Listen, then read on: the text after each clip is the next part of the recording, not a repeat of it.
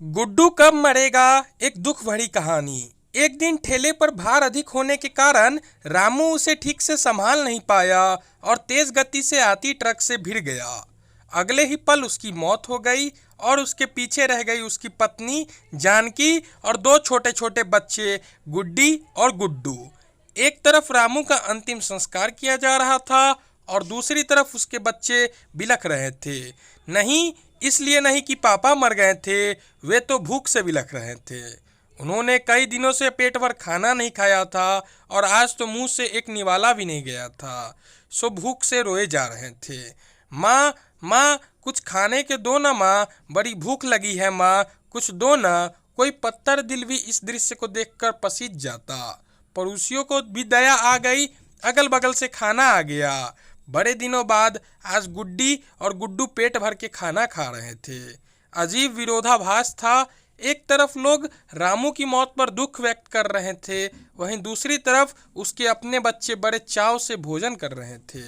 जानकी ने अगले कुछ दिन इसी तरह से उधार लेकर और इधर उधर से मांगकर अपना और बच्चों का पेट पाला। लेकिन ये कब तक चलता? लोगों ने मदद करना बंद कर दी। जानकी पागलों की तरह काम खोजने लगी, लेकिन तमाम कोशिशों के बावजूद भी किसी ने उसे काम नहीं दिया। जब थक हार कर घर लौटी तो बच्चे उम्मीद से उसकी तरफ देखने लगे। गुड्डू तुतलाती आवाज से बोला, क्या लाई हो माँ, जल्दी से खिला दो, बड़ी भूख लगी है। माँ रो पड़ी और बच्चे समझ गए कि माँ के पास कुछ भी नहीं है। एक पल के लिए अजीब सा सन्नाटा पसर गया। फिर गुड्डी बोली, माँ, ये गुड्डू कब मरेगा? पागल हो गई है, ऐसा क्यों बोल रही है?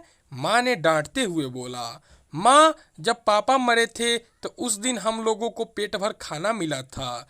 गुड्डू मरेगा तो फिर खाना आएगा ना। गुड्डी की बातें सुनकर माँ की आंखें फटी की फटी रह गई। उसके पास गुड्डी की बात का कोई जवाब न था। दोस्तों, ये सिर्फ एक कहानी नहीं है, ये दुनिया के करोड़ों लोगों की हकीकत है। इस पर गौर कीजिए।